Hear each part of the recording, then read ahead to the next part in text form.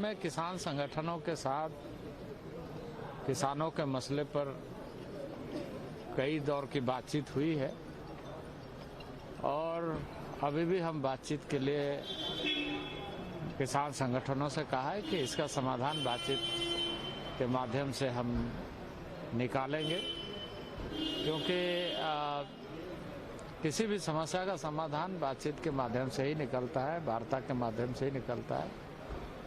और ये देश हम सबका है, हम सबको मिलकर के देश का समाधान निकालना चाहिए ऐसे समय में कि हर आदमी के लिए वो लाभदायी हो सके।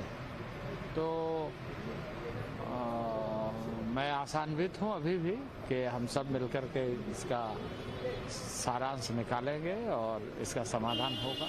उन्होंने दिल्ली मार्च 2 दिन के लिए स्थगित कर दिया और कहा है कि आपका जो वार्ता का प्रस्ताव है उस पर जो नेताओं ने कहा है कि वो आपका वार्ता का जो प्रस्ताव है उस पर किसानों से वो विचार विमर्श नहीं, बिल्कुल। देखिए, मैं तो कहूँगा कि हमारी जो कई राउंड की बातचीत में बहुत सार्थक भी चर्चा हुई है कई मायने में, लेकिन कुछ में सहमति पर और ज़्यादा मेहनत करना पड़ेगा दोनों तरफ से, क्योंकि भारत सरकार प्रतिबद्ध है किसानों के हित में काम करने के लिए और काम कर रही है।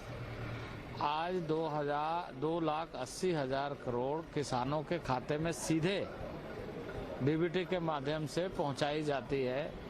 वो इस दृष्टि से कि किसान का सम्मान और किसान की आवश्यकता और किसानों के माध्यम से जो देश का अन्न भंडारण है वो बढ़े, और वो बढ़ भी रहा है।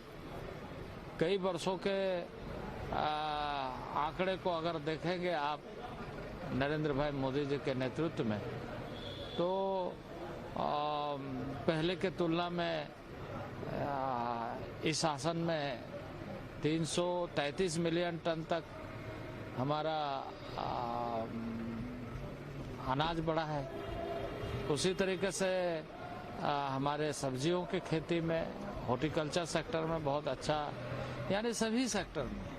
अभी मैं बात कर रहा था खादी में, खादी भी तो किसानों से जुड़े हुए ही उत्पाद है, सारा वैल्यू एडिशन होता है, क्योंकि कॉटन इंडस्ट्री, कॉटन मतलब उसमें ग्रामीण क्षेत्र के लोग ज़्यादा जुड़े हुए होते हैं। उसका टर्नओवर 1,35,000 करोड़ हो गया है।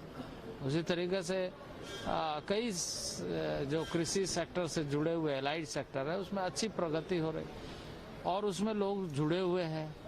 तो सबों के इस एफर्ट्स को, सबों के इस प्रयास को जो नरेंद्र भाई मोदी के नेतृत्व में एक नया आधार मिला है, उसको हमें आगे बढ़ाना है और ऐसे कोई भी विषय आए उस पर हमें चर्चा करना है और चर्चा के माध्यम से समाधान निकालना। राकेश टिकैत ने भी कहा है कि वार्ता की जानी चाहिए।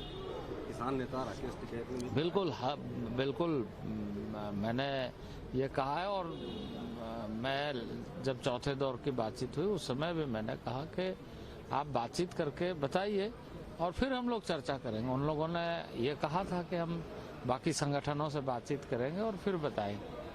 तो ठीक है, उसमें हो सकता है उन्हें सहमति नहीं मिले वो अपने संगठनों के साथ, तो हम फिर से बात कर सकते हैं।